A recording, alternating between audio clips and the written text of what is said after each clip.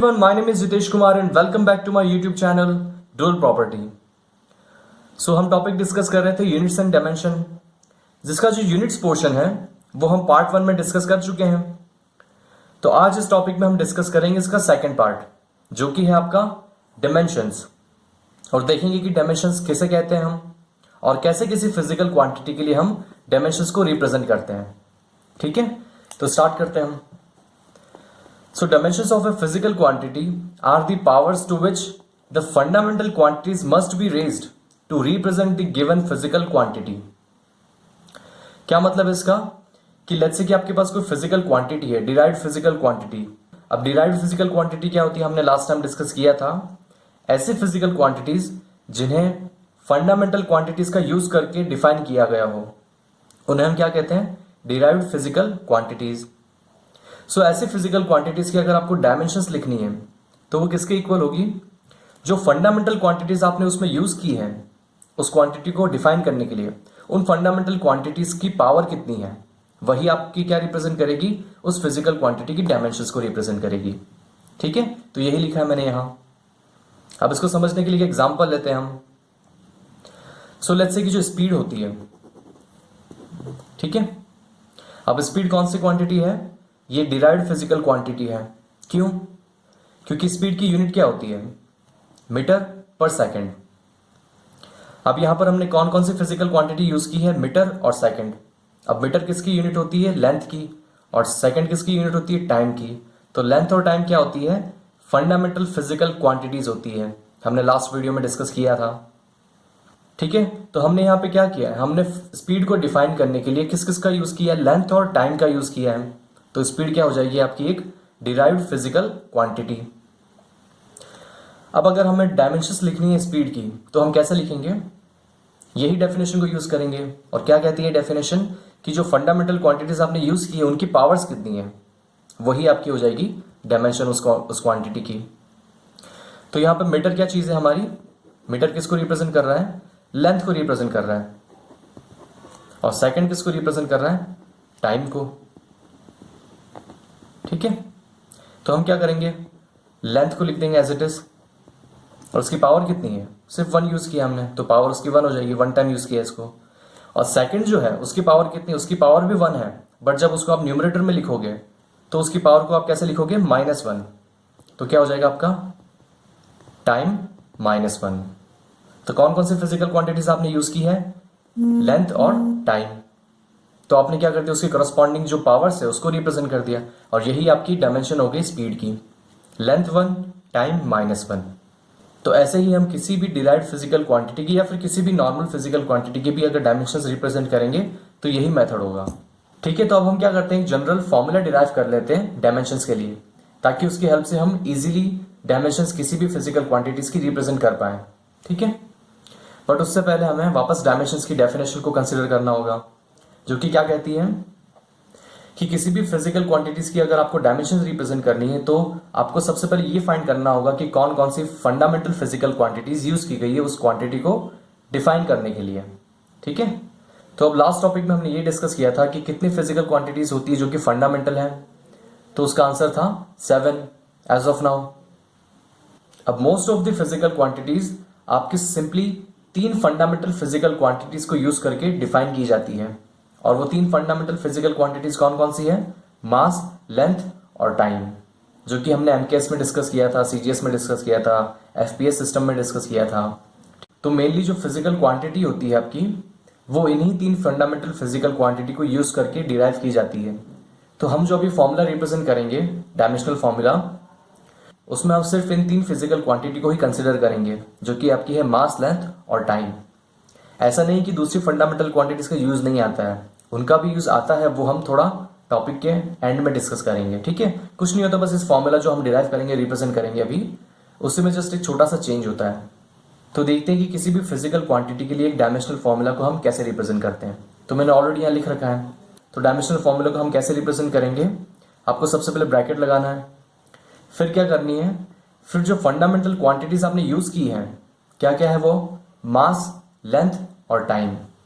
इन तीनों का जो फर्स्ट लेटर होता है वो क्या रिप्रेजेंट करेगा, उस क्वांटिटी को रिप्रेजेंट करेगा। तो इसलिए हमने मास के लिए क्या यूज कर लिया, कैपिटल एम, लेंथ के लिए क्या यूज़ कर लिया, कैपिटल एल, और टाइम के लिए क्या यूज़ कर लिया, capital T. So capital M stands for mass, capital L stands for length and capital T stands for time. और उसकी पावर जो है एबीसी, ये क्या रिप्रेजेंट करेगी कि उस फंडामेंटल क्वांटिटी की कितनी पावर यूज़ की गई है। ठीक है, तो यही आपका फॉर्मूला होता है किसी भी फिजिकल क्वांटिटी की डायमेंशन को रिप्रेजेंट करने के लिए। क्लियर है? और यहाँ पे क्या लिखा हुआ है, एबीसी क्या रिप्रेजेंट करते हैं, are the powers of fundamental units, वो मैंने डिस्कस कर ही लिया ऑलरेडी। अब हम क्या करते हैं, जो अभी हमने एग्जाम्पल डिस्कस किया था स्पीड का, उसका डायमेंशनल फॉर्मूला लिखते हैं इसके अकॉर्डिंगली। तो अभी हमने देख लिया था कि स्पीड का क्या फॉर्मूला आया था हमारा, वो था आपका लेंथ उसकी पावर 1 और टाइम की पावर -1। तो इस फॉर्मूला के अकॉर्डिंगली इस स्पीड का डायमेंशनल फॉर्मूला क्या हो जाएगा। तो सबसे पहले आपको ये ऑब्जर्व करना है कि जो फर्स्ट लेटर है जो कि m है, तो आपको देखना है कि मास जो फंडामेंटल फिजिकल क्वांटिटी है उसको यूज किया गया है कि नहीं किया गया है।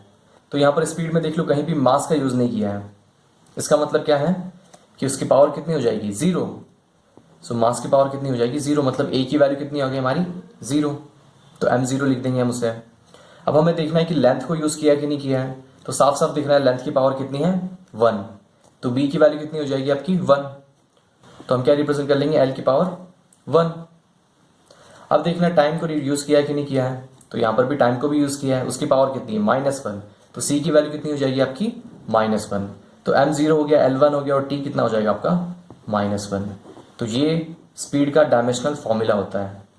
और इसी मेथड को यूज करके आप किसी भी फिजिकल क्वांटिटी का डायमेंशनल फॉर्मूला ऐसे ही लिख सकते हो। ठीक है, और क्या लिखा मैंने यहाँ, so by using the dimensional formula we can say which fundamental units are being used to describe that derived quantity. Simple सी बात है। सो हम बेसिकली किसी भी क्वांटिटी का डायमेंशनल फॉर्मूला को ऑब्जर्व करके ये बता सकते हैं कि कौन कौन सी फंडामेंटल फिजिकल क्वांटिटीज उसमें यूज की गई है। जैसे कि स्पीड का फॉर्मूला हमारा क्या है, m0 l1 और t-1। तो हम इजीली बता सकते हैं कि इसमें मास को यूज डेफिनेटली नहीं किया है, और किस किस को यूज किया है, लेंथ को यूज किया और टाइम को यूज किया है, क्योंकि इसकी पावर 1 है और इसकी पावर -1 है। सो बेसिकली जहां भी नॉन जीरो पावर्स मिल जाएगी आपको, आप क्या कहोगे कि उस फिजिकल क्वांटिटी को यूज किया गया है। ठीक है, तो ये आपका हो गया डायमेंशंस। अब देखते हैं कुछ एग्जांपल्स। अब इस पर एक दो क्वेश्चन सॉल्व कर लेते हैं हम। तो क्वेश्चन क्या है आपका, फाइंड डायमेंशनल फॉर्मूला फॉर। तो आपको अलग अलग फिजिकल क्वांटिटीज दी गई है जिनका आपको डायमेंशनल फॉर्मूला डिराइव करना है। ठीक है, तो सबसे पहले आपकी एक्सेलरेशन। तो आप किसी भी फिजिकल क्वांटिटी का अगर आपको डायमेंशनल फॉर्मूला लिखना है तो सबसे पहले आपको ये आइडेंटिफाई करना होगा कि उसमें कौन कौन सी फंडामेंटल फिजिकल क्वांटिटीज का यूज किया गया है। तो उसके लिए हमें पहले इसका फॉर्मूला लिखना होगा या फिर इसकी यूनिट लिखनी होगी। तो एक्सेलरेशन की यूनिट क्या होती है हमारी, वो होती है मीटर पर सेकंड स्क्वायर। ठीक है, तो यहां पर क्या क्या यूज किया गया है, मीटर यूज किया और सेकंड यूज किया। तो मीटर किसको रिप्रेजेंट करता है, लेंथ को रिप्रेजेंट करता है, और सेकंड किसको रिप्रेजेंट कर रहा है, टाइम को। तो कौन कौन सी फिजिकल क्वांटिटीज यूज की है यहाँ पर, लेंथ और टाइम। तो दो फंडामेंटल फिजिकल क्वांटिटीज यहाँ पे यूज की गई है।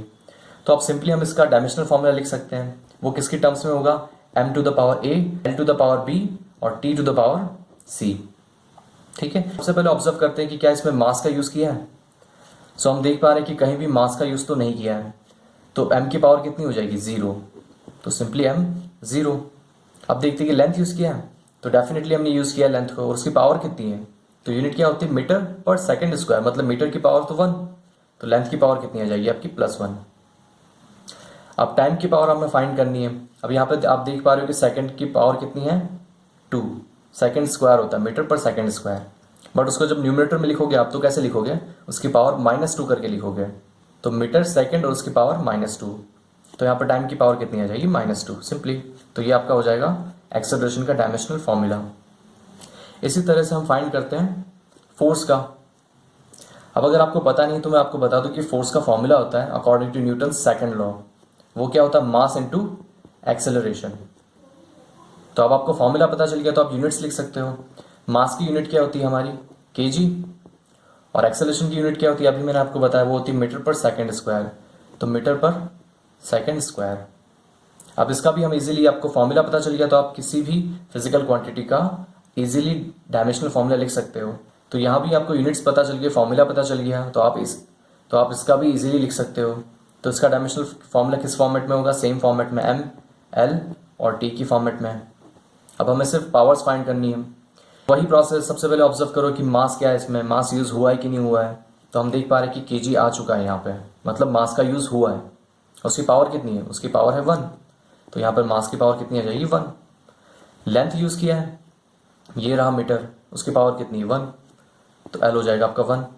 और टाइम यूज़ किया है, इक्वल किया है, ये रहा सेकंड, उसकी पावर कितनी है आपकी? 2। बट उसको न्यूमरेटर में ले जाओगे तो कैसे लिखोगे उसको? -2। तो टी की पावर कितनी हो जाएगी? -2।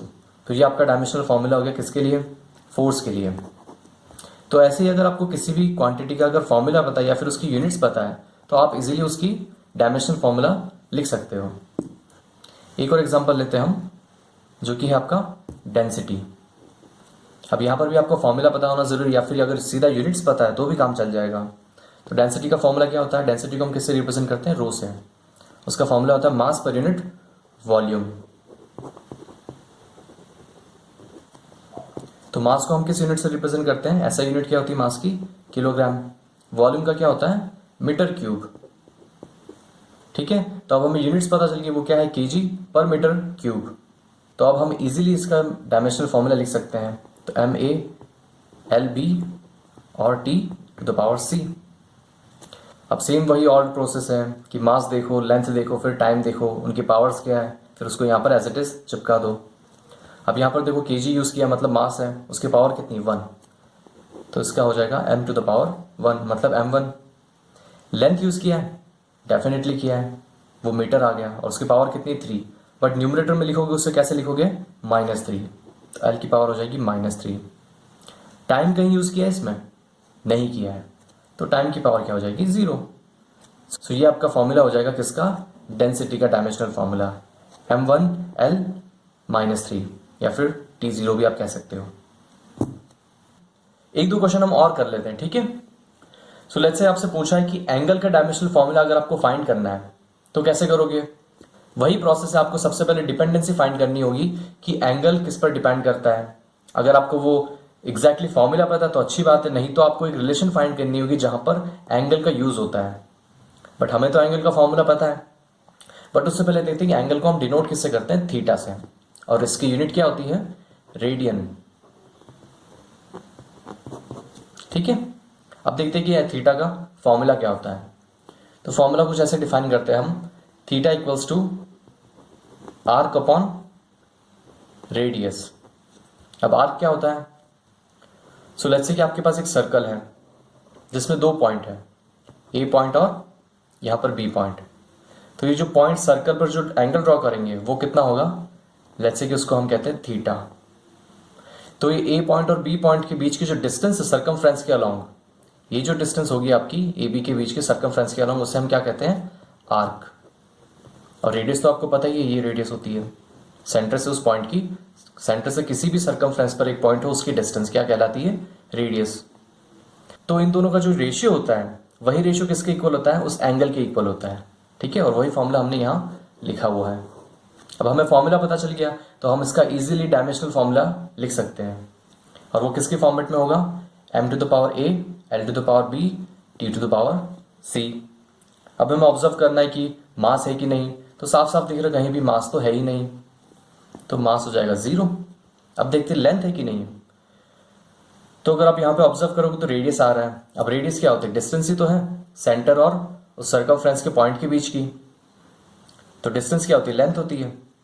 तो लेंथ का तो यूज हो रहा है, तो उसकी पावर कितनी है? यहाँ पर 1 पावर है। बट अगर न्यूमरेटर को आप ऑब्जर्व करोगे तो वहां पर क्या है? आर्क। अब ये आर्क किस में कैलकुलेट करते हैं हम? तो आर्क भी क्या है? एक तरीके डिस्टेंस ही तो है सर्कमफ्रेंस के अलोंग।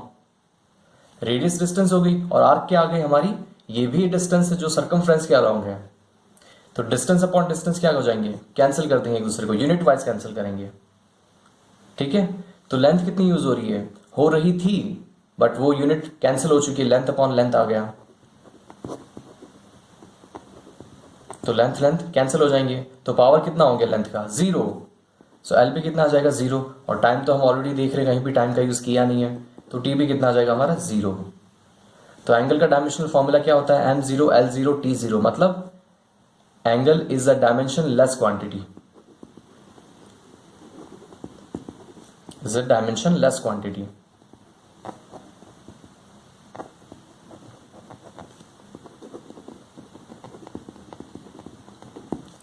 पर इसका मतलब ये नहीं कि इसकी यूनिट नहीं होती, यूनिट होती है, और मैंने बताया था आपको रेडियन यूनिट होती है इसकी, ठीक है। बट डायमेंशन क्या होता है इसका, m0 l0 t0, इसलिए क्या होती है, डायमेंशन लेस क्वांटिटी होती है, ठीक है। इसी तरह एक क्वेश्चन और करते हैं हम। अब ऐसा कोई क्वेश्चन करते हैं हम जिसमें मास, लेंथ, टाइम के अलावा भी किसी फंडामेंटल क्वांटिटीज को यूज किया जाता है। सो हम लेट्स से फाइंड करते हैं चार्ज की डायमेंशनल फॉर्मूला, इलेक्ट्रिक चार्ज, ठीक है। तो इसके लिए भी आपको किस चीज की रिक्वायरमेंट है, एक फॉर्मूला की रिक्वायरमेंट है या फिर ऐसे एक्सप्रेशन की रिक्वायरमेंट है जिसमें चार्ज का यूज आता है। तो हमें पता है कि करंट का जो फॉर्मूला होता है, करंट को हम किससे डिनोट करते हैं, आई से, इलेक्ट्रिक करंट, उसका क्या फॉर्मूला होता है, D Q upon D T, और ये क्यू क्या होता है आपका, चार्ज होता है, इलेक्ट्रिक चार्ज, और डी टी क्या है आपका, टाइम इंटरवल है छोटा सा, ठीक है। तो है तो टाइम ही वो, बट है तो टाइम ही वो, तो नीचे क्या आ गया आपका टाइम, ऊपर क्या आ गया आपका चार्ज। अब आपको फाइंड किसका करना है, चार्ज का फाइंड करना है, डायमेंशनल फॉर्मूला। तो इस फॉर्मूले को हम कैसे लिख देंगे, d q will be equal to I into d t, just cross multiply करके। अब डी क्यू जो चार्ज था आपको किसके इक्वल आ गया, आई इंटू डी टी के इक्वल आ गया। अब हम क्या करेंगे, यूनिट्स लिख लेंगे। आई से हम क्या रिप्रेजेंट करते हैं, करंट रिप्रेजेंट करते हैं। तो लास्ट टाइम मैंने आपको बताया था कि करंट की यूनिट क्या होती है, एम्पियर, और उसको हम डिनोट कैसे करते हैं, कैपिटल ए से, ठीक है। तो एम्पियर इंटू क्या हो जाएगा आपका टाइम, सिंपल, तो वो क्या हो जाएगा उसकी जगह सेकंड आ जाएगा। तो एम्पियर सेकंड इसका यूनिट हो गया, किसका, चार्ज का। अब आपको इसका डायमेंशनल फॉर्मूला लिखना है, तो सिंपल है, एमएलटी की फॉर्म में लिख लो। सो बेसिकली हम तीन फंडामेंटल क्वांटिटीज को यूज करते हैं, एम, एल और टी, उसके power A, B, C. But यहां अगर आप ऑब्जर्व करोगे तो यहां पर एक फोर्थ फंडामेंटल क्वांटिटी को भी हमने यूज किया है, जो कि है हमारी करंट। तो पहले तो एमएलटी की फॉर्म में निकालते हैं, फिर उसके बाद करंट को भी इंक्लूड करते हैं, ठीक है। तो मास कितना है इसमें, कहीं भी मास हमें नहीं दिख रहा है, तो मास का क्या हो जाएगा, 0। लेंथ कहीं दिख रहा है, नहीं दिख रहा है, तो लेंथ भी 0। टाइम दिख रहा है, बिल्कुल दिख रहा है, क्या आ रहा है, सेकंड, तो टी की पावर 1 हो जाएगी, ठीक है। अब टाइम है उस फोर्थ फंडामेंटल क्वांटिटीज को इंट्रोड्यूस करने का, जो कि हमारी करंट, जिसकी जो यूनिट होती है वो कितनी होती है, एम्पियर, और उसको हम डिनोट कैसे करते हैं, कैपिटल ए से। एम्पियर को किससे हम डिनोट करते हैं, कैपिटल ए से। तो वो सिंबल एज इट इज यहाँ यूज हो जाएगा। अब उसकी पावर कितनी है उसको लिख दो यहाँ पर, उसकी पावर कितनी है, 1, तो सिंपली 1। तो ये आपका डायमेंशनल फॉर्मूला कंप्लीट हो चुका है, किसका, करंट का। अब लेट्स से कि इस करंट में टेम्परेचर का भी यूज होता है, और उसकी भी कुछ पावर होती है, लेट्स से कि -2 पावर होती है। तो हम क्या करते हैं, इसी सीक्वेंस में एम्पियर के बाद के को रिप्रेजेंट करते हैं, क्यों, क्योंकि टेम्परेचर को रिप्रेजेंट करने के लिए हम किसका यूज करते हैं, केल्विन का, मतलब कैपिटल के। तो कैपिटल के यहाँ यूज आ जाता, और उसकी लेट्स से की पावर होती -2, तो यहाँ पर के -2 और भी ऐड हो जाता। तो जितनी भी फंडामेंटल क्वांटिटीज यूज होती है किसी भी फिजिकल क्वांटिटीज को डिफाइन करने के लिए, उनको सिंपली आप उनके लेटर को रिप्रेजेंट कर दो यहाँ, और पावर्स कितनी यूज हुई उनकी न्यूमरेटर में है, ध्यान रखना, ठीक है। हर एक यूनिट को आपको न्यूमरेटर में ले जाना और फिर उसकी पावर को ऑब्जर्व करना है, डिनोमिनेटर में ऑब्जर्व नहीं करना है, उसको पहले आप न्यूमरेटर में ले जाइए, फिर उसके बाद पावर कितनी है उसको ऑब्जर्व करके यहाँ पर इस फॉर्मूला में पुट कर दीजिए।